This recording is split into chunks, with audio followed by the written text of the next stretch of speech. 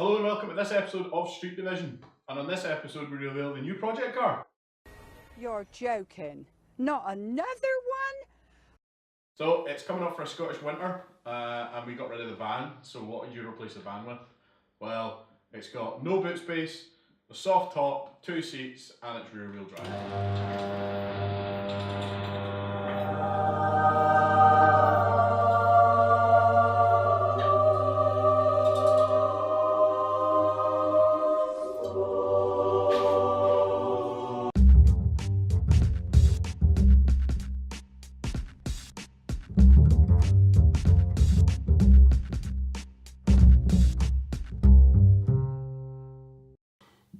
We've bought a Mazda MX-5.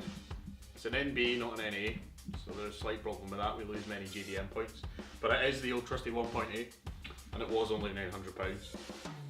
But there are a couple of problems. The major one being that I bought this in the dark, literally. I went to view an NA a couple of weeks ago with Gary. This is Gary, and we're off to go and see an MX-5 that I bought on eBay, sight unseen. Blind as fuck. Yeah, blind as fuck. And it was absolutely scrap. And then after driving 300 odd miles, I bought one that was like 19 miles away. But by the time we got there, the wheel woman said that it was going to get dark, and rightfully so, it did get dark.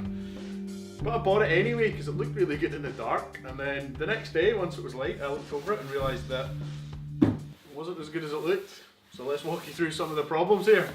Alright, so first up from the front, we have quite a lot of stone chips on the bonnet and actually some bubbling. So that's going to be interesting. We can either replace it or tidy that up. I think we'll probably tidy it up. Next up we've got nice lovely yellow headlights, but not like the French cool retro yellow that just plastic and they've died. Do something about it.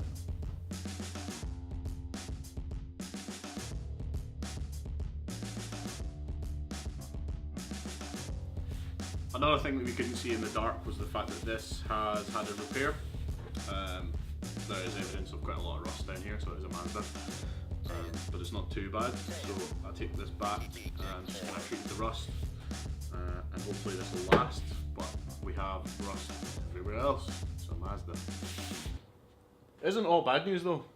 All the electrics work, all the lights work, the heating works, the steering wheel isn't on straight, but you know, it's drivable, and the radio even works. I'm a hairdresser. So there you go.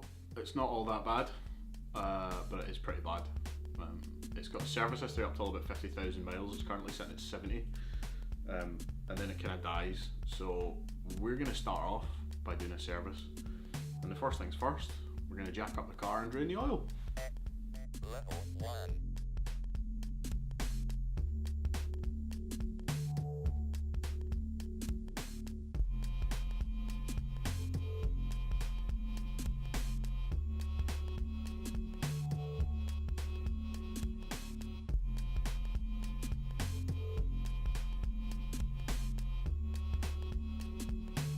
Natural weight saving, that is. Weight saving, apparently.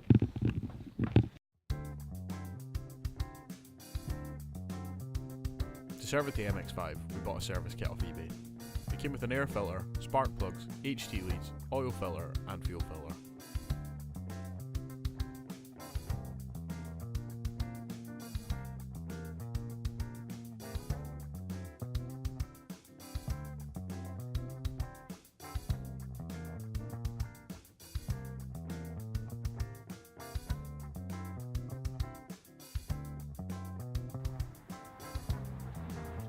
Here's a little trick.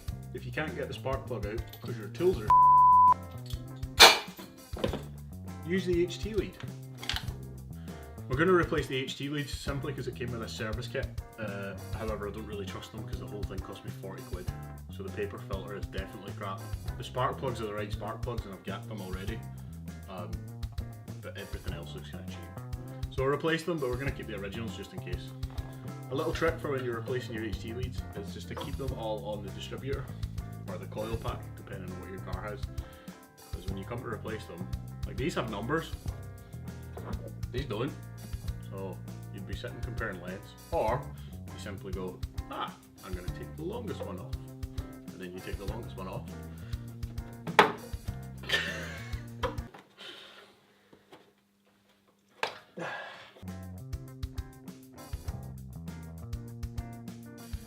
Right, now that the old oil's out, we've replaced the oil filter and the sump plug seal. We've also done the spark plugs and the HT leads.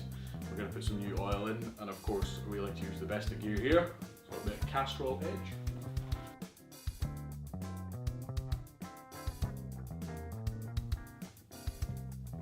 It's always worth draining the old oil and checking for any fragments that you might find.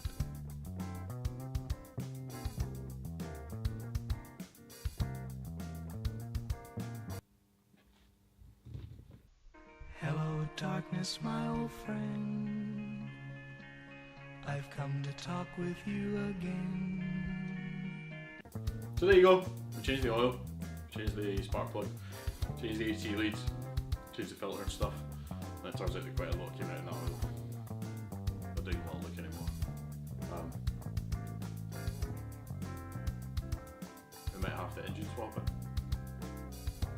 But we don't do V6s around here. What do we do with that spare V8?